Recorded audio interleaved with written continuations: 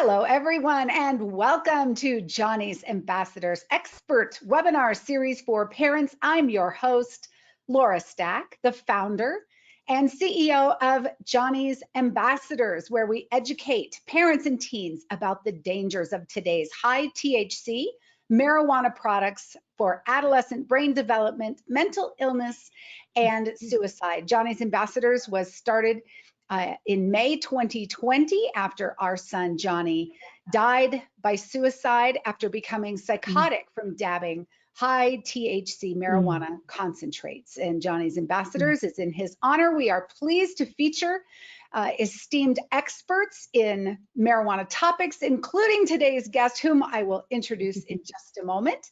After a few quick logistics, this session is being recorded. Please share it with your friends and family. There is a handout which Dana has kindly provided, which has the slides and lines for you to take notes. The PDF is located in your control panel or on this page if you're watching the recording. She will present for about 45 minutes with her slides, after which time she will do 15 minutes of Q&A. So there is a question box here in your control panel. Please type the questions in as you think of them, or you will forget them by the end of our presentation. I will then take the slides down and interview Dana using your question. So please add those. So here we go. Let me introduce to you Dana Stevens, who has been a community organizer, policy advocate, and champion for marginalized populations her entire life. Her passion for community begins with empowering local residents to amplify their voice for healthy and safe neighborhoods.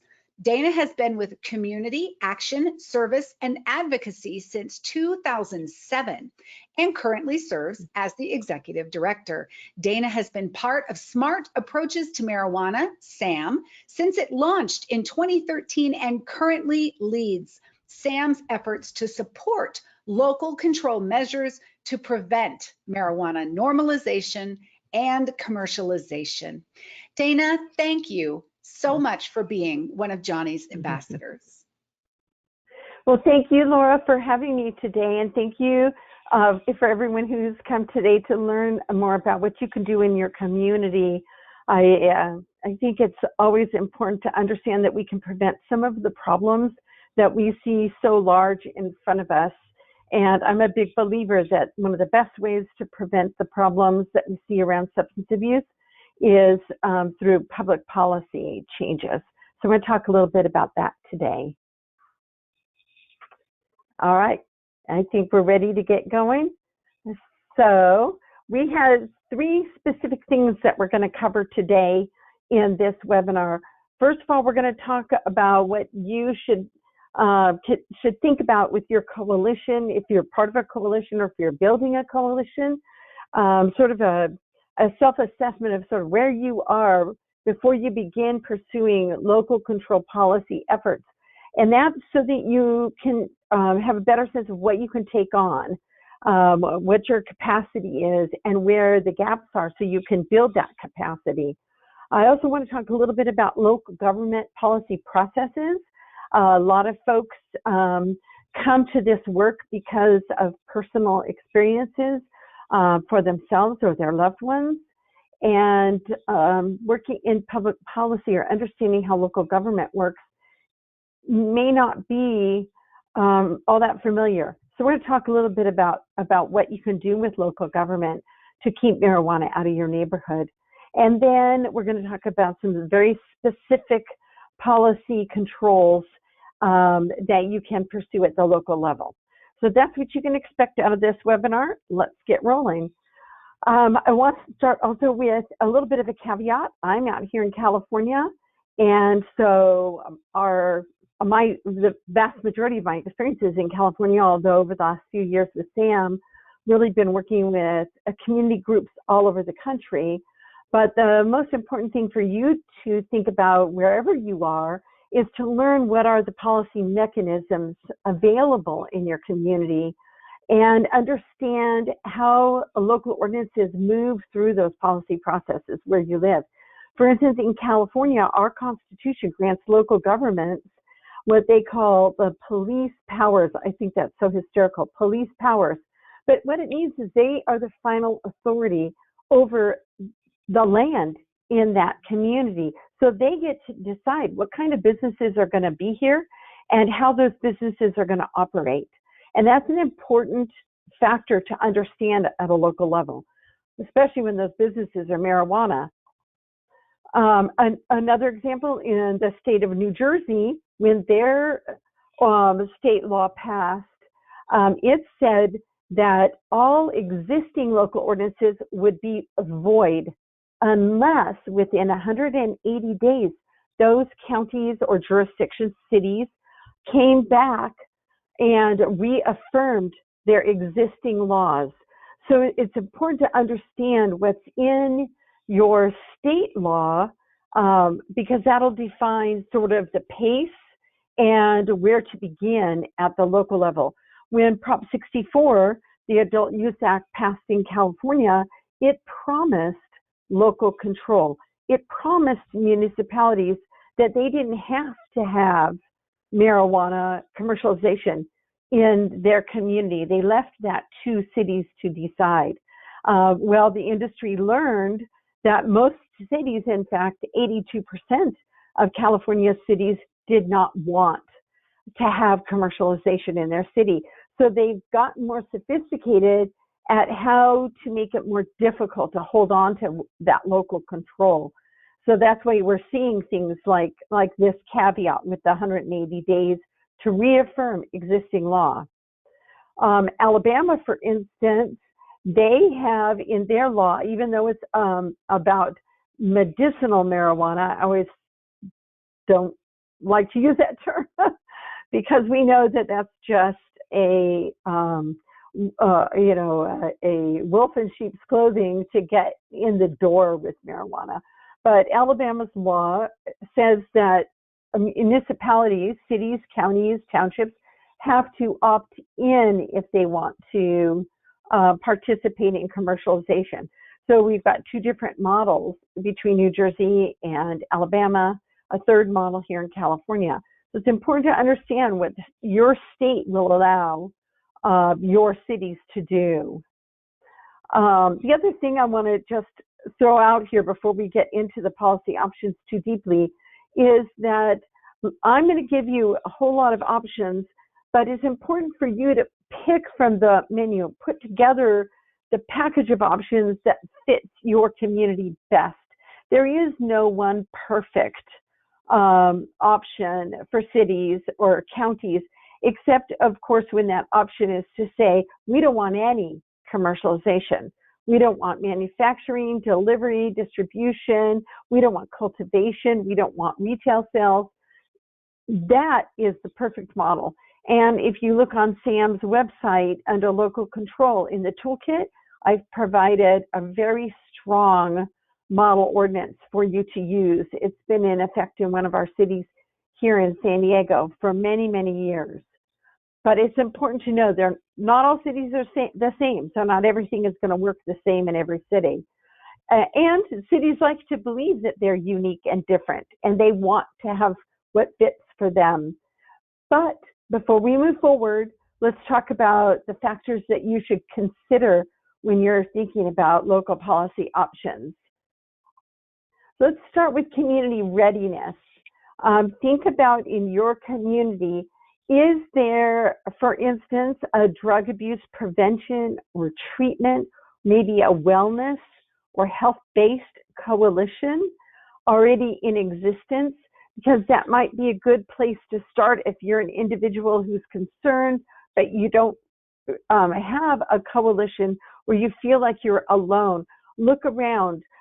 Drug-free community coalitions are all listed on the Drug-Free Community Support Program website. So you can find out if you have one in your community or in a neighboring community that might want to help you. Then you want to kind of ask yourself, does that coalition have any policy experience? Have they worked on local policies before, or would this be their first time as well? That's okay. there's no right or wrong to these questions. They're just for you to think about as you're trying to build a movement to affect policy change. I also want you to be thinking about, is there a local champion in your community? And maybe that person might have some policy experience. Think about, a doctor. Think about a well-known community leader, a faith leader in your community that might be someone who will attract additional supporters to your cause. The other thing I want you to think about is, what data can you get your hands on? A lot of times when we are working on local policy, elected leaders want to see the data. How can we substantiate our position? I always think about data as knowledge, and knowledge drives action. Many, many years ago, when I first came into the prevention field, we used to be called, zealots and things like that. And the mommy groups, we would really be criticized for being the mommy groups. And but when we started coming with not just our personal story, which is powerful, by the way, but also some data to support, I'm not alone. It's not just me. This is happening more and more in our community. A lot of this data can be found on the State Department of Education's website. Your local school district might have some data. You're looking for data around youth. You're looking for data around attitudes about marijuana. Do kids think that it's easy to get? Do kids think that it is harmless? And policies that drive those beliefs among young people. Look, if they see marijuana stores as prevalent as pizza shops or nail salons, of course they're going to think it's harmful. How many times have we heard the kids say, well, if it was so harmful, why would they have a store right there? So bringing that knowledge to your elected leaders will help you make your case for policy change. And it can also help direct you to what types of policy might be easiest to pass in your community. So another factor to think about is the political will. So think about the people in your community who are the decision makers, and also think about the influencers. Who are the folks that influence those decision makers? Maybe there is a champion among them. Think about the personal history. A lot of city councils, in fact, most city councils, other than the big cities, most of those council members are elected because they care deeply about the people in their community, and they still have a full-time job, because council positions in small communities, they don't pay a living wage. You get paid for showing up to meetings, things like that. So think about what is their story. A lot of times their bio on the website can give you some clues. Father of 3, sports coach, things like that. Mother and public health nurse. Well, those are clues that tell you that person might be very sympathetic to your position or to your cause. So learn about the background of your elected leaders and about the influencers, who are the friends and influencers for those folks. I also want you to think about, in your community, does it already have strong tobacco or alcohol policies or other substance abuse regulations? And are those regulations punitive, or do they drive young people into maybe a drug court or an intervention or a diversion program rather than into the criminal justice system? That tells you a little bit about the philosophy, the governing philosophy of your local elected officials. Also, I want you to try and investigate a little bit by looking at maybe some of the past council agendas. Is your council already under pressure from the marijuana industry? Are they being threatened that if they don't do something to provide easier access, that there will be a citizen initiative? If so, that will influence where they stand on public policy that you're trying to influence. So, kind of a last factor I want you to think about, even if you are the movement of Snoopy and Charlie Brown, that's okay, as long as you are aware of that, because you want to try to build then from there. So take an honest assessment of where your movement stands. If you are already a strong, loud, organized voice in the community, or if it's you and your best friend, it's okay. Just know that so you can build a plan to grow your voices in the community so you can be more influential. It doesn't matter if you're just Charlie Brown and Snoopy, but know that and move on from there. So let's now start talking about some of the policy options that are available to coalitions. When I first started working on local control of retail marijuana in our communities, this top picture is what the pot shops look like in our community. Nowadays, they've learned that we're going to come after them when they look like that. So they've changed their ways a lot. It doesn't make them less threatening in your community. It just means they're getting more sophisticated. The bottom picture on this slide is off of Urban Leaf's website. They're a very sophisticated operator here in Southern California and beyond. And so they've learned they can't look like pot shops of old. They need to look sleek and clean and proper in a community. So that's important for you to know, that these storefront operators are getting savvy to what we're looking for in local businesses. So we're going to talk about some of the policy options around commercial marijuana activities. We're going to talk about zoning, which is something that I know a lot of coalitions are uncomfortable with, because it's sort of a step away from our typical purview on public health and safety and the welfare of children in our community. But it's an important tool for you to understand how to use. So we're going to talk about that as well. We also are going to talk about things around signage and advertising and age restrictions and the smell of marijuana, because who wants that next to the local yogurt shop? That yogurt shop owner is going to become an advocate by your side if they think that smell is going to show up next door to them. So these are just some of the policy options we're going to talk about. And then there's more. But let me start with zoning and why that's so important.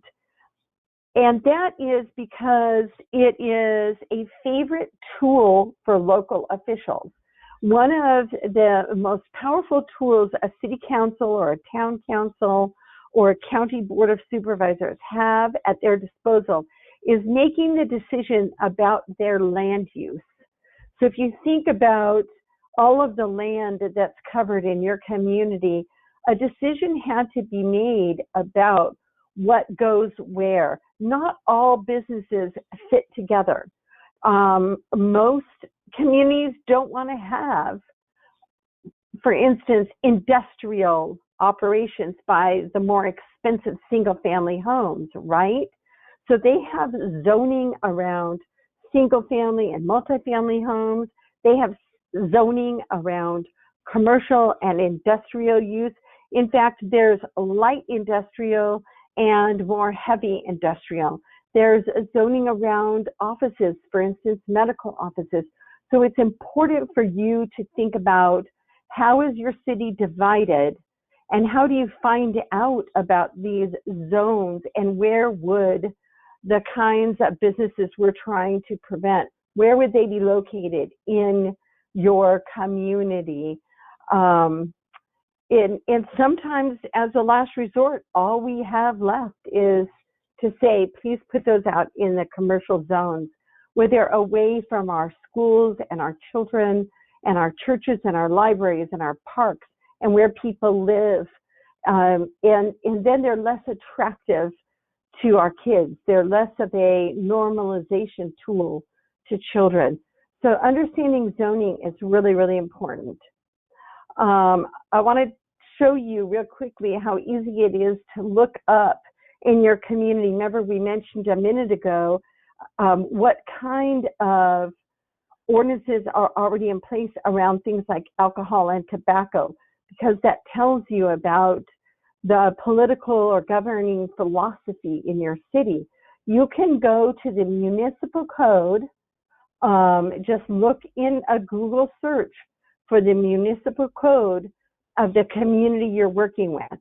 If that community is incorporated, in other words, if it's its own city versus a community in the county, then they will have their municipal code typically posted on the internet. It didn't used to be that way, but most cities have gone in that direction, and it's so easy to find what you're looking for there. You can search for marijuana or cannabis.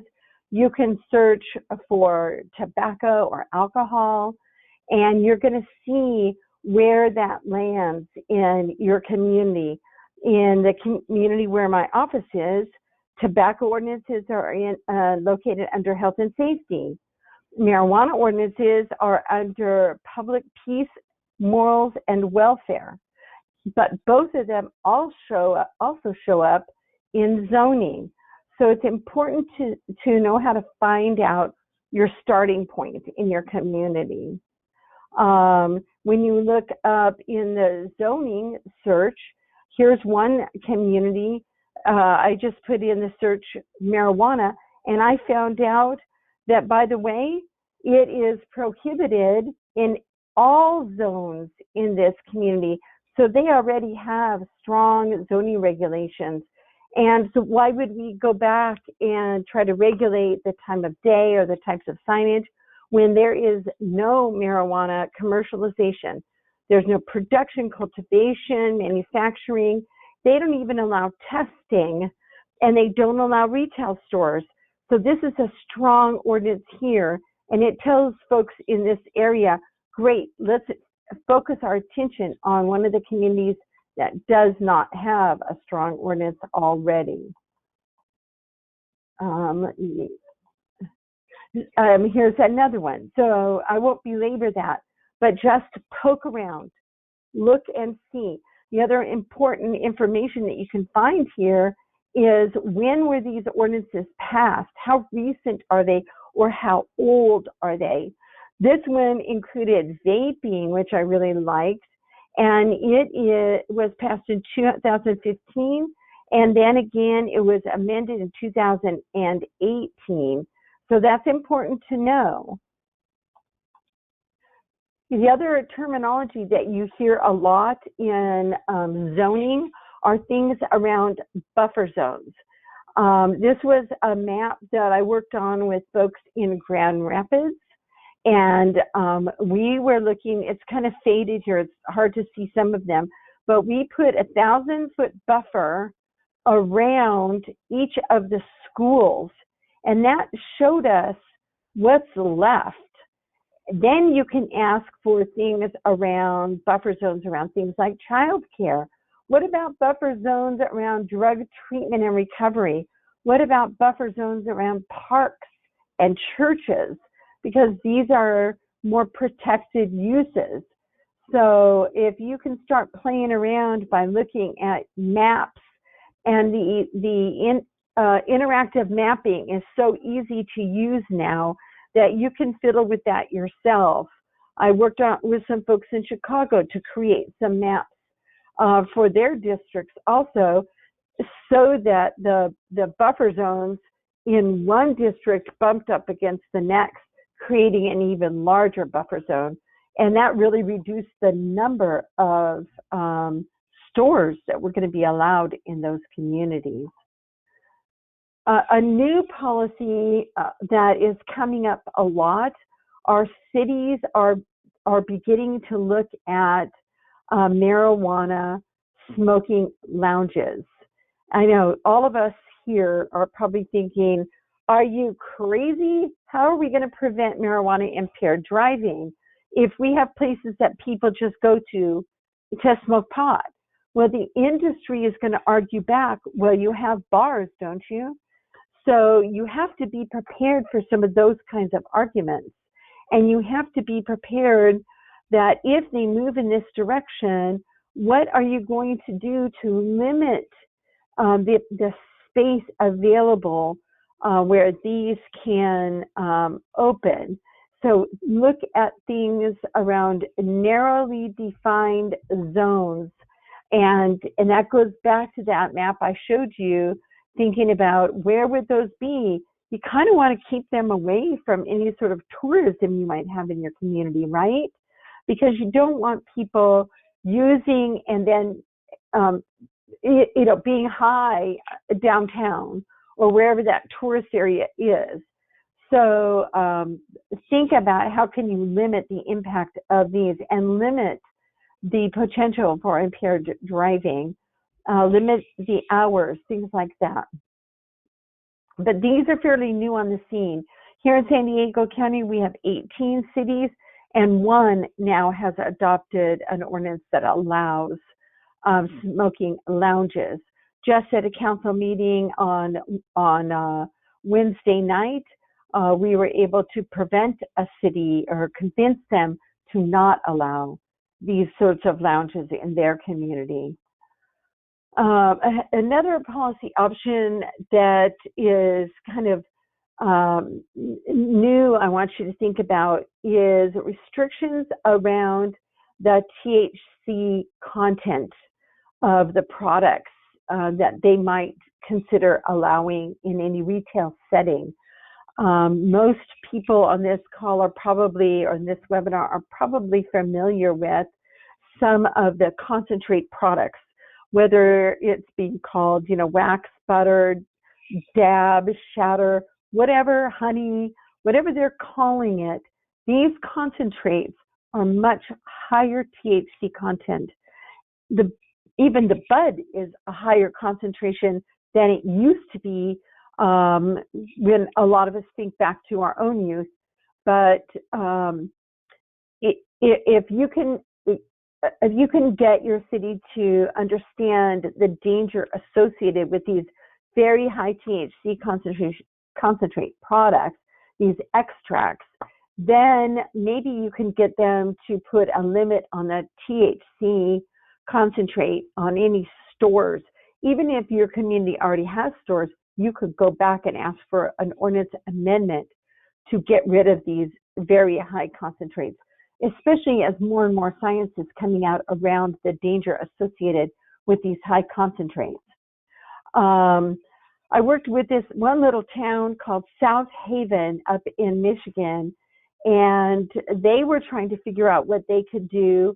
And yes, they thought about just going to their city council and passing an ordinance. But one of the fears they had was that it would get watered down. And they were also concerned, what if the council composition changes in the next election cycle and suddenly it is a council that's more enamored with marijuana commercialization or sees it as a tool to generate income. So just think about, and don't be afraid to think about and talk out loud about a local ballot measure to prohibit marijuana commercialization in your community. When you go this route through a ballot measure, that would take a vote of the people in the community to undo. I'll give you an example. Here in San Diego County, back in 2010, our Board of Supervisors was considering, because they were being threatened with a lawsuit, what they would have for commercialization. And a lot of us worked very hard for something very, very narrowly defined. And over a handful of years, only a few places were licensed. Now, San Diego County is bigger than some entire states. So it's a big county. But the Board of Supervisors allowed marijuana. And then we kept monitoring these retail outlets and monitoring the problems associated with marijuana, monitoring the black market that would not go away despite the promises that it would leave once new stores, licensed stores, were allowed to open up. And guess what? They eventually changed that ordinance. And so they said, well, the stores that have already opened would have to close by 2022. Well, guess what happened last year? A new composition of Board of Supervisors was elected, one that is much more favorable to marijuana. In fact, there have been some exposés in our paper about how much money they took as candidates from the marijuana industry. So they are now poised to lift all restrictions that have been in place on marijuana retail in San Diego County. So if we had gone this local ballot measure route, it would have taken a vote of the people to undo that ordinance. Now, a ballot measure, I would say, is most likely and easiest to accomplish in a community that's under 10,000 people, which, by the way, small communities make up the vast majority around America. So don't rule it out. And if you're considering it, I'd be happy to talk to you about that and connect you with South Haven. But I worked with South Haven through their ballot measure process, and we can talk about what it took for them to do that. But don't write it off. Don't write it off. Give it some thought.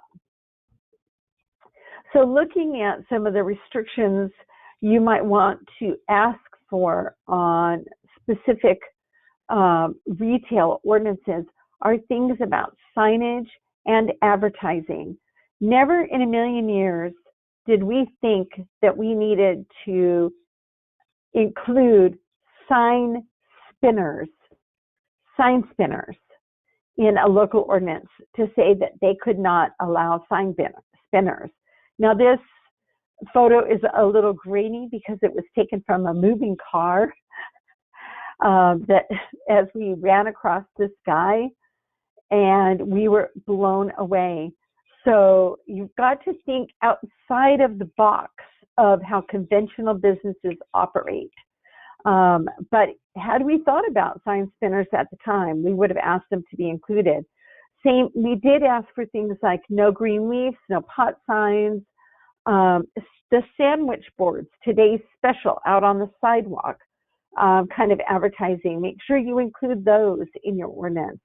And also think about, for instance, cultivation. Now, cultivation businesses should not need any signage except for an address because they're not selling direct to consumer, correct? So think about the kinds of signage that you do not want to see in your community and make sure you ask for those in the local ordinance. You can't just say no outside signage because they will put it inside and face it out. So you have to talk about also indoor with outward facing. A lot of these restrictions are already in place on alcohol industry or alcohol retailers. So they're not unfamiliar to your local planning department or your policymakers. Odor. Now in the toolkit on Sam's website, I have included the language around odor control from one of our local jurisdictions. It's a great element that they have in their ordinance. But if you don't think about it, you wouldn't include it. So I want to encourage people to think about that. We want to place as much restriction on these pot businesses as we possibly can, because without the restrictions, they will do whatever they want. Remember, they spent years operating illegally and just doing whatever they want. So if we expect them now to come into some narrow confines of legal business, it's a far stretch. So keep putting on as many restrictions as you can. It never hurts to ask for these restrictions. Now your local jurisdiction might not agree to them, but if you don't ask for them, you'll never know. And it helps you to negotiate. We're going to talk about that in a little bit too. Delivery. Now, right off the bat, in this history of marijuana work, we thought about delivery as kind of this pizza delivery guy that would, in a beat up old car, run around with that brown paper bag to someone's house. And it felt very much just like a typical drug dealer, right? But today's delivery is much more sophisticated. We've got to be thinking much bigger than pizza delivery. So we want to ask for things like, if they are going to allow delivery, that it be associated with a brick and mortar store. The image on top is not associated with a brick and mortar store. It's a completely wrapped truck that operates much like an ice cream truck and just pulls up at a park, opens the window, and sells drugs out the window to an awaiting audience that knows where to expect them. You also want to ask them to be required to maintain records of age verification, and that those records be available to law enforcement upon request, not somewhere in the future, but when they ask for it, so that they can monitor and know that this business is doing a good job checking IDs, right? You also want to put restrictions on where they can park. Go back to those buffer zones we talked about. Certainly don't want them to park out in front of your neighborhood high school, do you? So you've got to include those in this section as well.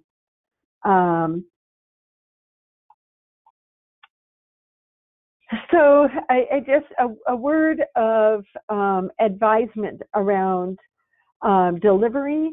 You've got to look at your state. If your state has already passed legalization or commercialization of marijuana, whether for medical use or for adult use, it might have some language around delivery in there already.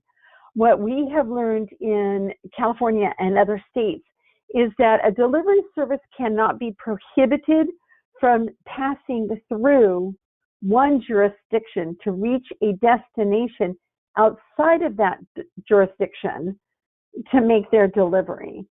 So that might sound a little complicated, but if you have a city that says we won't allow delivery here, but outside of that jurisdiction it does allow delivery, and they want to deliver to someone over here, your jurisdiction, your city can't say you cannot drive through the city. So you have to be aware of what the state law will allow and will not allow. And some of that can get a little messy, but this is one of the kind of tips what you can look for and what you can press on. I also want to talk for a minute around cultivation. Early on in this work, and when California first passed Proposition 64 in 2016, it was all about individuals could have 6 plants. So, the thinking was sort of this image you see here. But what we have instead is big agribusiness. These are operating much like the same businesses that grow commercial corn or commercial soybean or any other commercial agricultural product. And what we're seeing are huge businesses that do nothing but cultivate, and then they distribute to the retailers. So think about it in those terms. All of us in prevention need to stop thinking about, the plants being grown in someone's, closet with a grow light. We're way past that. We're really talking about large scale agricultural businesses. So you want to, again, think about zoning. You want to think about how large. You could ask for a cap on the size of the business. We have one community where they're pushing to increase, and they want buildings 10,000 square feet, and that a cultivation business can have multiple of those buildings. So we're talking large scale operations. You also want to be thinking about the age restrictions on who can work there. If you do not ask for age restrictions on who can work there, they won't be in that local ordinance. And we talked already about the signs.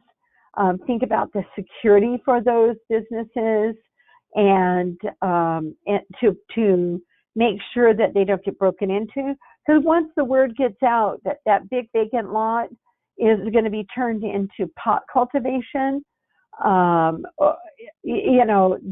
kids will know, and they'll think they can break in and steal the stuff, right? We had an issue here in San Diego County where the Farm Bureau is now representing a lot of the marijuana cultivation, and they are advocating for mass cultivation sites. Now, on personal cultivation, which local ordinances sometimes deal with, you want to ask for restrictions on what that looks like. Think about, can they be grown outside? What if they have a plant like this on someone's front porch of an apartment complex? Is that going to be okay? Absolutely not, because what's the message there? And what's the availability? And if someone steals that, does the owner think they have a right to shoot that silly teenager that thinks they can steal this plant?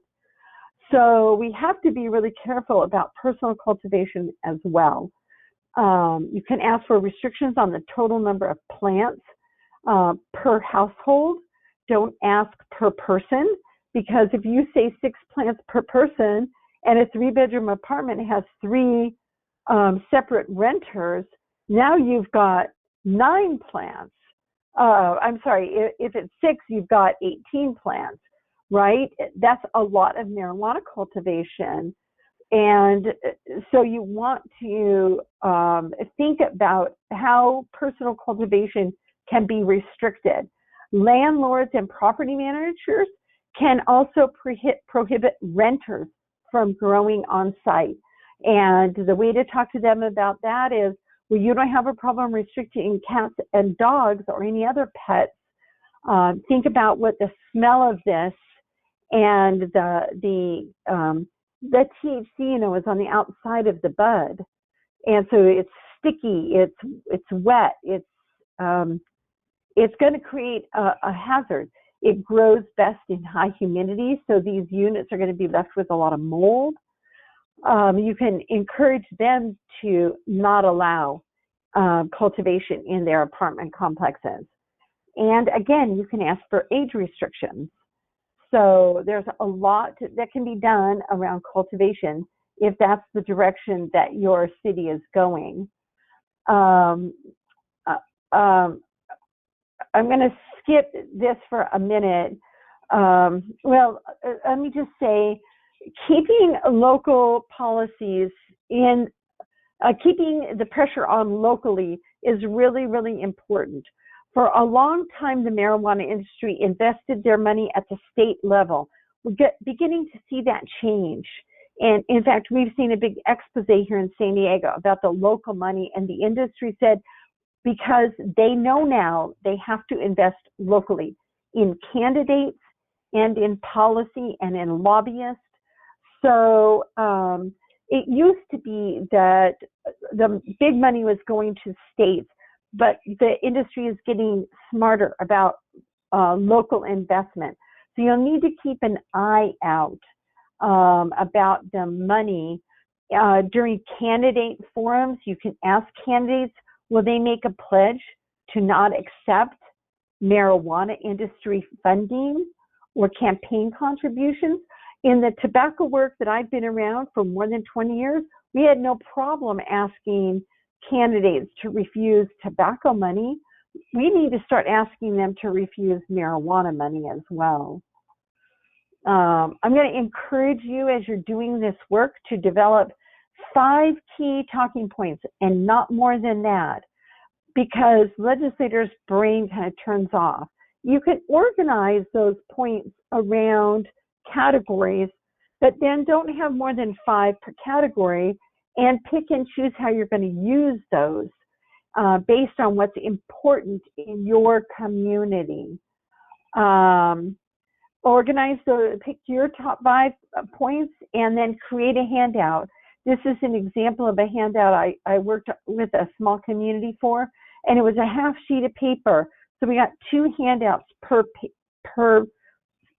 sheet of paper that were back and front. And that was easy for them to produce. It was easy for them to mass produce and cut themselves and take out to, a health fair or a community event to stand up and hand out or have a table. The last kind of point I want to talk to you about is compliance. Compliance is really, really important because we know that having policies where there's no compliance means that there won't be any attention paid when we see kids show up at school with the little dispensary bottles. How did they get that, and who cares? So we need to build compliance into any of our policies. But will it be criminal? Will it be a fine? Will it be administrative? We want to keep aiming that compliance at the establishment, not at punishing children. I raise this point because we don't want to create another criminal class of children who were caught with marijuana in their pocket or were caught smoking. We want to intervene with them. We want to help them change the trajectory of their life in a better way, but we want the fines and the criminal record to go against the retailer who sold to that youth, that sort of thing. So you have to think about that. You have to think about what is the capacity at your local level for compliance. Code enforcement is a good way to go, but make sure then that the funding for compliance is included in the cost of licensing to these businesses. They've got the money, make the licensing super, super high, very expensive for them to get. They're going to make millions of dollars of selling drugs in your community, and you want that money to go toward compliance monitoring, without which it's just a wild, wild west. Just please do keep in mind as you're creating local policies that policies are implemented differently in different neighborhoods, in different communities, and applied differently based on oftentimes race and ethnicity in our community. It may not be the intent, but a lot of times that's how it comes out. And people of color are 6 times more likely to be arrested for drugs. So let's try to aim our policies against the industry, not against individuals, okay? We talked a lot about these already, so I don't want to belabor this, but you always want to think about your compliance. We want to treat adults differently than youth. Youth, we want to always aim toward a drug treatment, a drug addiction assessment, around intervention, around interdiction, maybe a diversion program. We want to think about fines as incremental, that sort of thing. And again, I'm happy to help you as you work through what this will look like with your community. But most of all, I want to tell you, just because your state may have legalized marijuana, please do not give up. There is still much work to be done at the community level. What will that look like as it's implemented in your community? You have a voice in that process. Others have a voice in that process. organize, volunteer to be on the committee. In the past, too many times, a lot of us in prevention said, I don't want to be on that committee. It's the industry. Well, guess what? If we don't take a seat at the table, only the industry voice will be heard. So volunteer to be on the oversight committee, volunteer to be on the planning group that's going to be drafting an ordinance. Speak to your elected officials every chance you can. At public meetings, there's always a public comment opportunity. Go to the planning boards. I know these are uncomfortable places for a lot of people in prevention and a lot of concerned parents, but that's where a lot of the decisions will be made. At the planning board, you can talk about between my child's school and our home, they already passed 5 liquor stores, and now you want to put in a marijuana store. That's not appropriate for the path from school to home, and we need to restrict those buffer zones, things like that. Get your school board to adopt a resolution that they don't want to see commercialization in the community. They know how harmful it is. At the meeting I was at Wednesday, one of the most powerful speakers who came were 2 groups. One was an individual. She was the superintendent of public instruction in this particular community, and she spoke passionately at these elected leaders. She knows how this will impact the children that her district is trying to educate.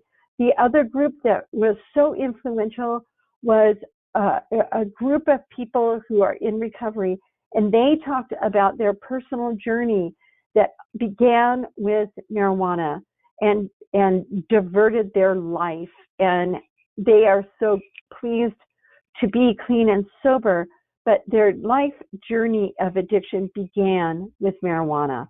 And that's important for elected officials to hear from individuals, because when we talk about gateway drugs and things like that, they think about their own young adult life. Well, I smoked pot and I'm just fine. Look at me up here. They need to hear about today's marijuana and how that influences the addiction trajectory for young people today. That is what I have for you today. I'm looking at 42 minutes on my stopwatch, but I think I started it a little late. I'm happy to take questions from you. I know it was a lot of material. My email and my phone number are there, and I'm happy to help you. But right now, I think, Laura, I'm ready to turn it over for questions. Okay, wow, thank you so much. So much great information there to unpack. We do have a few questions and we still have a few minutes, so that should work out perfectly. So I will start at the top.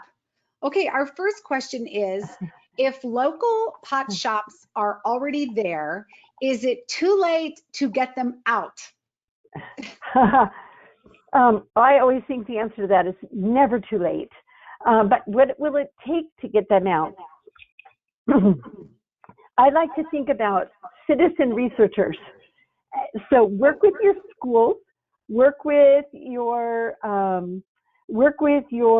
local law enforcement, and I think about my days in PTA. Collect up those little dispensary bottles or boxes or baggies, the candy bar labels, the paraphernalia. Gather those up in 1-gallon baggies and label the date and continue gathering those, and then take it to the sheriff's department and say, this is what my school site found after a football game. This is what they found on Monday when they came back to school. This is what they've confiscated from students. Because then you can begin building a case with true evidence of the negative impact that it has on the people in your community. Talk to your school resource officers or the school counselors. How many children are being suspended for possession? We don't need their names. We just want some numbers.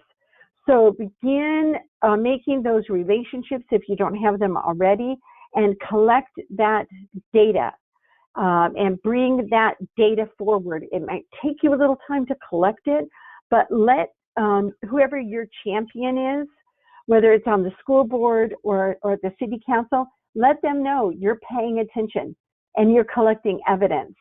On your daily walk, I have a friend in this field, and every day on her little walk around her neighborhood, she collects the paraphernalia and she shows it.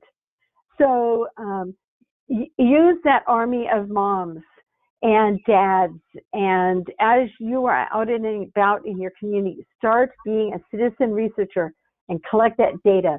A gallon Ziploc baggie and a black marker is all it takes. I love that idea. And having that actual evidence, I like that citizen researcher title. Yes. That's a great idea. Thank you. The next question is, how does your nonprofit work?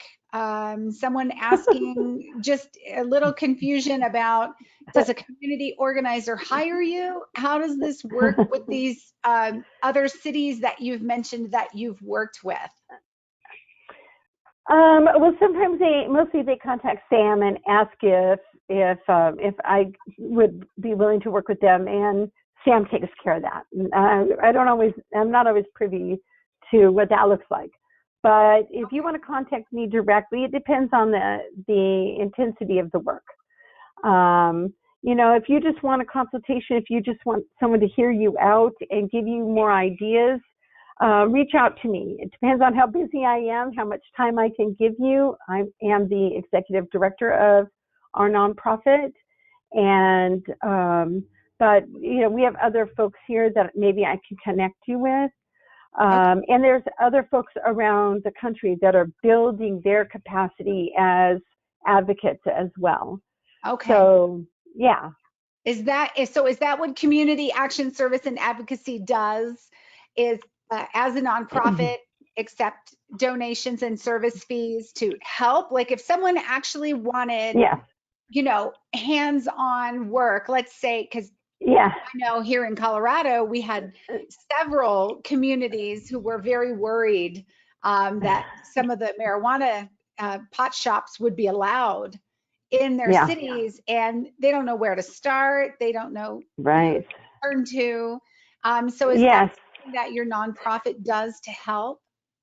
Yes, we are contracted by state of California, by a local jurisdiction, by the county, and then we have independent consulting agreements as well. But I would start with SAM. If you're in a state that has a strong SAM network, they might have someone local who can come to your coalition. I'm in California, and that's not to say I won't work with you. Gosh, I did probably 5 workshops in New Jersey, and with Zoom and GoToMeeting and all these other platforms, it's easy to connect and help out. So it really depends on how demanding your situation is. Okay, but great. I do this really out of passion, so it's hard for me to say no. Okay, I know. It's like, oh yes, sure, I'll help you. Wait, what have I done? Okay, the next question is, how do you get other people in your community on board to help? So you can always start with some of the local service clubs. Start with the Lions Club, the Rotary, the Kiwanis. Those are made up of citizen activists. Those are made up of citizens who care about the community, and influencers and elected officials go to those because they're networking, and donors are at those kinds of events as well. A lot of those meet every week, and they're always looking for speakers. You can just look up the local Kiwanis, the local Rotary, and say, hey, I'd love to come and speak to you about a growing problem in our community. And you would be surprised how many people are going to ask you, how can I be involved? What can I do to help? But that's a good way to build. I love that. And Church also, groups. if there's a local coalition, I Yes, imagine local would be a great place coalitions. to start. And you said what else? Church groups. Oh, church Um, groups. Yes. yes, speak to the women's group at the church. You know, a lot of times they're looking for speakers. Speak to the Yes. seroptimists, things like that in your community. And you would be surprised. A lot of them are sitting there knowing that they too have faced these same issues that you are dealing with and probably wish they weren't alone as well. And probably the PTA would be another one, as you mentioned. Since PTA, you were so yes. involved, That's that'd how be I got another. started in this kind of work, 30 years ago was through my PTA. Wow. Well, Dana, that is exactly our time. We've come to the top of the hour, and the rest of the comments are all, thank you, Dana. Great presentation. Appreciate this information. Excellent. So I will echo all of those comments with our thanks from Johnny's Ambassadors for the gift of your time and your talent. Thank you so much for being with us here today, Dana. Thank you. It's an honor to be a part of Johnny's Ambassadors. My email and phone number are there. Don't be afraid to ask a question. I'm happy to answer what I can. Thank you so much. I appreciate it. Thank you All right. so much. All right. Thanks everyone for joining us. Thanks. See you next time. Bye-bye. Bye-bye.